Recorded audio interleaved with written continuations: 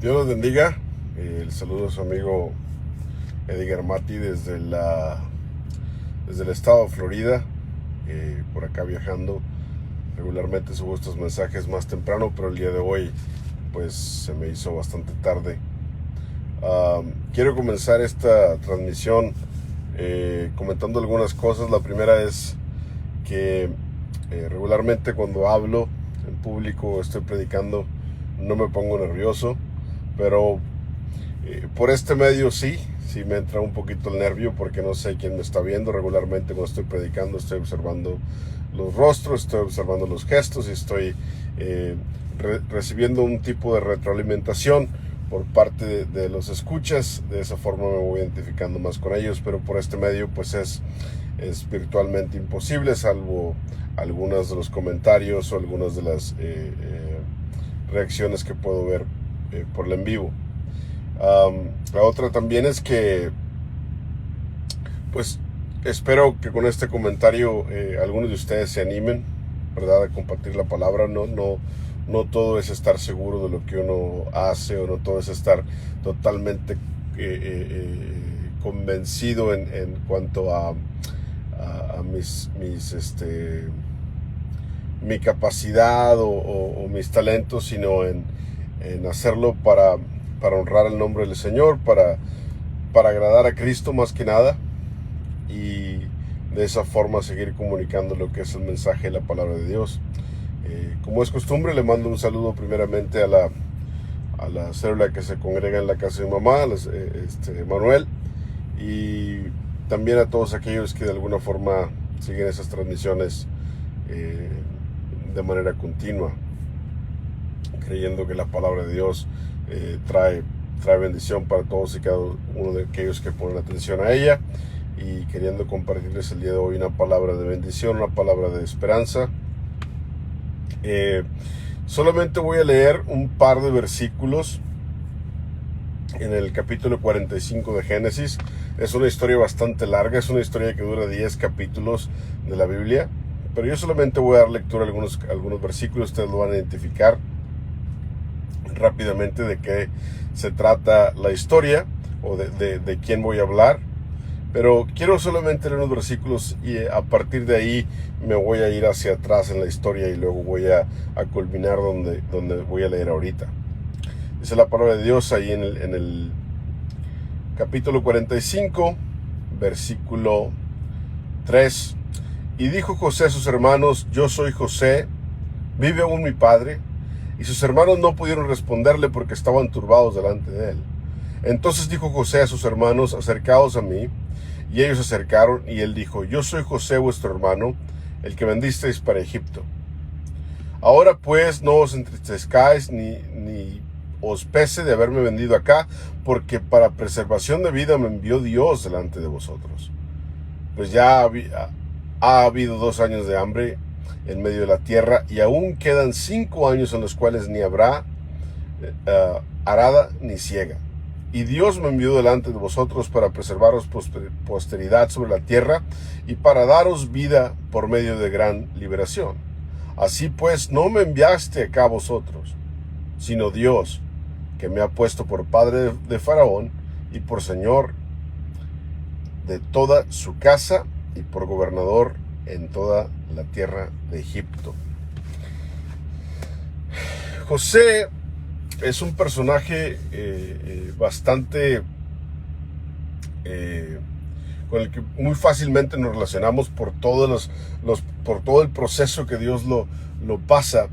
Y este último versículo dice: porque no fueron ustedes los que me hicieron el daño, fue Dios quien me trajo aquí.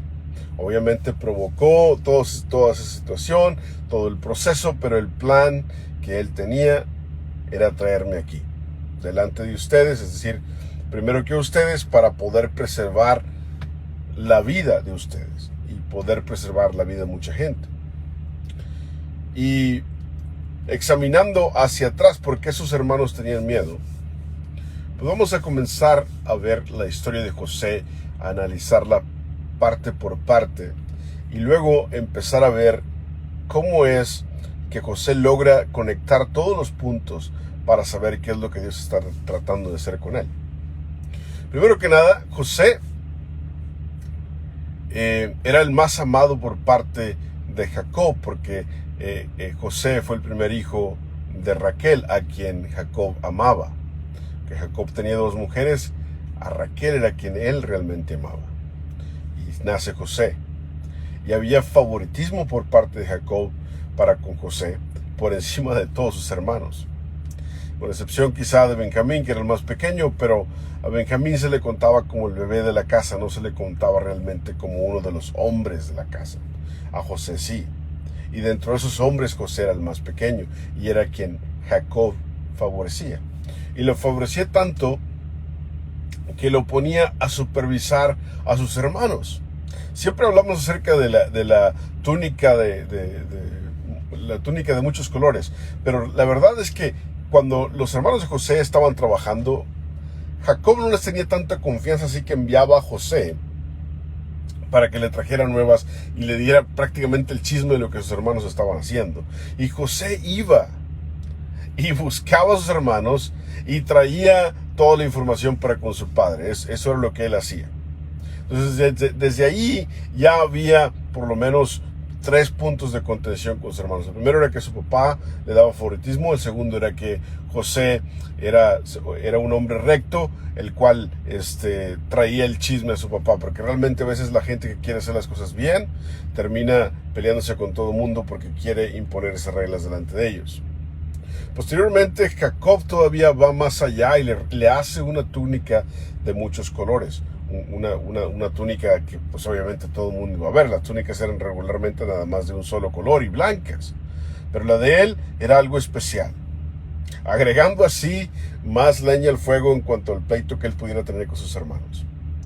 Y ahora, no solamente eso, sino que ahora Dios también se interpone y le envía un sueño a José acerca de las espigas que se inclinaban delante de él. Y él va y se los cuenta a sus hermanos, porque José de alguna forma sabía que su capacidad o que su integridad lo iban a llevar a una posición de autoridad, una posición de liderazgo, creyendo que sus hermanos se iban a inclinar ante él y que él iba a ser líder sobre ellos. Y aquí ya van varios puntos en los cuales los hermanos no lo soportan. Y después sucede que Dios, al ver que hay ese punto de contención, le envía un nuevo sueño. Y en este otro sueño que él empieza a soñar, las estrellas y el sol y la luna se inclinaban ante él. Entonces eso quiere decir que ahora Dios le estaba diciendo, bueno, no solamente tus hermanos, sino también tus padres se van a inclinar ante ti. Y eso era un símbolo de dependencia, era un símbolo de ponerse ante el liderazgo, como ya lo había mencionado anteriormente, de José. Y esto es el acabose. Sus hermanos ya no lo soportan, ya no lo quieren ver. Y en una de esas ocasiones donde él va a supervisarlos para traer información a su padre, lo aprenden, lo agarran y piensan matarlo. Y lo avientan a una cisterna mientras deciden qué hacer con él. Posteriormente deciden, bueno, ¿sabes qué? No lo vamos a matar, lo vamos a vender. Parten la túnica de los muchos colores, la llenan de sangre y se la llevan a Jacob. Le dicen, bueno, mira, es que tu hijo fue a vernos, pero se topó con un animal salvaje y lo hizo pedazos. Y ahora aquel joven soñador, José el soñador, aquel joven con tantas expectativas de vida, con tanta integridad personal, con tantos sueños, ahora sí que literalmente con tantos sueños, se ve vendido como esclavo para ir a Egipto. Y Jacob ya da por muerto a José, y los hermanos dicen, bueno, pues ya lo vendimos, ya se acabó, ya no está, ya nos deshicimos de él. Y llega José a Egipto, y la persona que lo compra se llama Potifar, y ve en él capacidades de liderazgo de nuevo, ve en él capacidades de organización, ve en él capacidades que muchas de las veces no se encuentran en un joven. La disciplina, la integridad, la capacidad de ser organizado, de ser un buen administrador. Y lo ve y lo pone sobre su casa. Bueno, tú vas a administrar mi casa. Y la esposa de Potifar ve que José es guapo, que José es atractivo e intenta acostarse con él, a lo cual José no accede, pero Potifar, al escuchar a su esposa que se queja del esclavo, lo mete a la cárcel. Y ahora vemos a José, que antes estaba en su casa, con su padre, con su familia, después fue esclavo y ahora es un preso. Ahora está en la cárcel. Y estando en la cárcel, el carcelero nuevamente ve que José tiene capacidades de administración, de liderazgo, que es disciplinado, que es íntegro, y lo pone a cargo de la cárcel. Podemos ver aquí un aspecto fundamental del carácter de José. José nunca dejó de ser el mismo hombre. Nunca dejó de ser la misma persona, no importando en qué situación se encontraba. Eso es clave y esto es vital. Y dentro de su vida de reo, caen ahí el panadero y el copero del rey. Ambos tienen un sueño y el sueño viene y se lo comentan a José. El copero se iba a salvar, el panadero iba a morir, y así fue como José lo predijo o tradujo los sueños que habían tenido. El panadero fue a morir y el copero regresó a tu trabajo. Cuando José le interpreta el sueño al copero, le dice, bueno, cuando tú estés con el rey, con el faraón, acuérdate de mí, habla con él de mí. Pero el copero era un hombre egoísta. Era un hombre sumamente egoísta, y cuando ve la posibilidad de regresar a su trabajo, se olvida de José, se olvida de la ayuda que recibió, se olvida de todo lo que pasó él en la cárcel, el tiempo que estuvo ahí, y así se queda. Entonces José ahora es víctima de la actitud egoísta de otros. Y cuando el mismo faraón tiene un sueño acerca de 7 vacas flacas y 7 vacas gordas, y las 7 vacas flacas devoraban las 7 vacas gordas, y las 7 espigas gordas y las 7 espigas flacas, y etc. Y entonces el faraón está consternado, está tratando de entender de qué se trata el sueño, está tratando de concebir todo lo que está pasando, entenderlo. Y el copero se acuerda que en la cárcel conoció a alguien capaz de interpretar el sueño. Y entonces el faraón manda a llamar a José, y José sale, y José le interpreta el sueño. Le dice, va a haber 7 años de abundancia, seguidos de 7 años de hambruna. Y el faraón le pregunta, bueno, ¿y qué hacemos? Dice, bueno, lo importante es que vamos a tener 7 años de abundancia. Entonces lo que hay que hacer es recolectar todo el grano, es recolectar toda la abundancia, guardarlo en graneros, y así cuando vengan los 7 años de hambruna vamos a tener suficiente alimento, suficiente comida para sostenernos durante todo ese tiempo. Y Faraón le había comentado el sueño a José, pero nunca le había dado ninguna capacidad, ni ninguna línea de pensamiento con la cual José pudiera darle tal consejo. Y tal consejo pareció tan bien a Faraón que lo hizo segundo en Egipto. ¿Por qué? Porque de nuevo la integridad de José, su capacidad de administración, su disciplina, hacen que brille delante de Faraón, y Faraón lo pone en su casa. Posteriormente, la hambruna empieza a golpear. Después de los 7 años de abundancia, la hambruna empieza a golpear la tierra. Y entonces empieza el peregrinaje de sus hermanos, al cual empiezan a ir a pedir, comprar comida a Egipto, y tienen esa comunicación con José, y ese pequeño intercambio de palabras y de situaciones donde José los identifica, sabe quiénes son, y les pide que lleven a su hermano más pequeño, Benjamín, y entonces empieza ese estira y afloja de parte de José, hasta que llega un momento, después de haberlos castigado un poquito, después de haberlos torturado un poquito, que ya no soporta más y se echa a llorar, y les dice, yo soy José, yo no les voy a hacer daño, y todos tenían miedo, ¿verdad? Y entonces José declara las siguientes palabras: ustedes me vendieron a Egipto, ustedes hicieron este daño para conmigo, pero realmente quien me trajo aquí fue Dios. Quien tenía todo planeado fue Dios. Quien estaba pensando en las situaciones que ustedes y yo vamos a enfrentar el día de hoy era Dios. Y por eso me envió delante, es decir, me envió primero para que yo preparara todo el camino y que ustedes pudieran llegar aquí y que sus vidas fueran preservadas, que las vidas de nuestras familias fueran preservadas y que el pueblo de Israel, entonces toda la familia de Israel, pudiera vivir en paz en Egipto. Y ahora nos vamos a remontar hacia atrás y vamos a ver cómo José ve esta historia, cómo José ve su propia historia. Jacob le amaba y le tenía favoritismo y le había dado una túnica de muchos colores y le había puesto sobre sus hermanos, pero no podía Jacob, con todo su amor de padre, darle lo que Dios tenía para él. Entonces Dios tiene que arrebatar a José de los brazos de su padre, tiene que contrapuntearlo contra sus hermanos, tiene que provocar ese pleito, tiene que provocar esa ruptura y enviarlo de una forma abrupta e injusta a Egipto. Y entonces ahora José, queriendo hacer lo mejor que puede de las circunstancias que tiene, se vuelve la mano derecha de Potifar, pero ahí era esclavo. Y Potifar no podía darle a José lo que Dios tenía planeado para él. Potifar, aunque pudiera haber sido un oficial o alguien especial dentro del territorio egipcio, no era faraón. Y a lo mucho que José aspiraba con Potifar era ser el esclavo, el amo de llaves, o por así decirlo, de Potifar.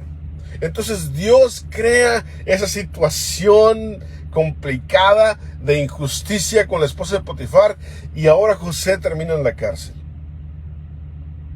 Y ahora José está en la cárcel y él todavía trata de hacer lo mejor que puede y se vuelve ahora la mano derecha del carcelero, pero el carcelero no puede hacer nada más que abusar de las capacidades y la confianza de José, poniéndolo a cargo de la cárcel cuando el carcelero era él. Pero José aún así sigue manteniéndose íntegro, esperando ver algo diferente. Y después José sirve sin ningún pago, sin ninguna mención, sin absolutamente nada, a dos personas sumamente egoístas, que era el panadero y el copero del rey. Y cuando el copero regresa con Faraón, si José hubiera recibido de ese copero lo que él le pidió, a lo mucho el copero lo hubiera sacado de la cárcel. Eso era todo lo que él podía hacer por él, pero eso no era lo que Dios tenía para José. Pero llegó el momento en el que Dios envía el sueño a Faraón. Dios es el que envía el sueño a Faraón. Así como lo había enviado a José, así lo envió a Faraón. Y ahora Dios dice, bueno, ahora sí, estamos listos. Todo este tiempo has ido administrando cosas pequeñas y has sido fiel, has sido íntegro en las cosas pequeñas que te he estado confiando, pero ahora vamos a la casa de Faraón. Y es ahí donde Dios le entrega a José de una forma extraordinaria lo que él tenía planeado para él. Nunca hubiera pasado en la casa de Jacob, nunca hubiera pasado en la casa de Potifar, pero sí pasó dentro de la cárcel. En el momento más bajo de la vida de José fue cuando Dios encontró la conexión y logró conectar a José con Faraón de una forma extraordinaria. ¿Qué es lo que Dios nos habla a través de esto? El apóstol Pablo en el capítulo 8 de Romanos hace eco de las palabras de José. Que todas las cosas ayudan a bien para aquellos que aman a Dios. José veía esto. Cuando Cristo nos llama, cuando Cristo nos salva, cuando Cristo nos arropa y nos trae a salvación, lo que pasa en nuestras vidas nos contrapuntea y nos pone a veces en contra de familiares, de amigos, nos pone en contra de vecinos, nos pone en contra de muchas personas. ¿Por qué? Porque ya no somos las mismas personas que éramos antes. Y ahora el plan de Dios entra en nuestra vida, el plan de Cristo entra en nuestra vida y nadie en esta tierra puede darte lo que Dios tiene planeado para ti.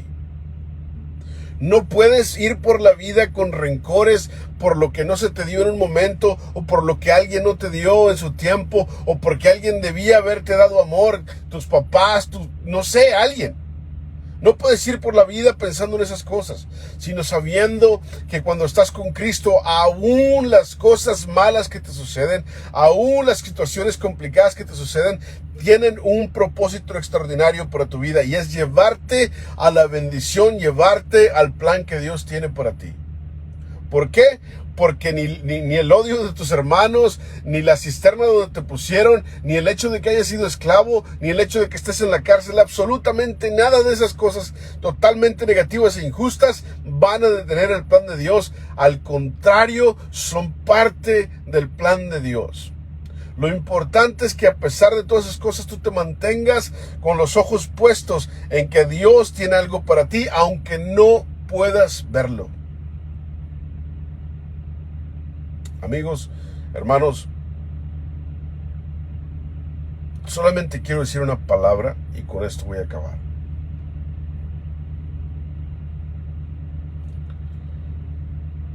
Quien ha permitido todas las cosas negativas en tu vida es Dios. Quien ha permitido que el castigo del pecado te llegue es Dios. Pero mejor aún, quien tiene el mejor plan para tu vida es Dios. Y mientras tú mantengas la fe de que ese plan no se va a terminar, ese plan no va a cambiar, y ese plan nada ni nadie te lo puede quitar, todas las cosas positivas y todas las bendiciones que has estado esperando tienen que llegar en su momento. Porque todas las cosas sirven para bien cuando amamos a Dios. Esto es, a aquellos a los que conforme a su propósito, dice la palabra de Dios, son llamados. Y yo estoy convencido, estoy seguro de que Dios tiene un propósito extraordinario para ti, como lo tiene para mí. Y que nada ni nadie va a evitar que tal propósito se cumpla. Dios te bendiga.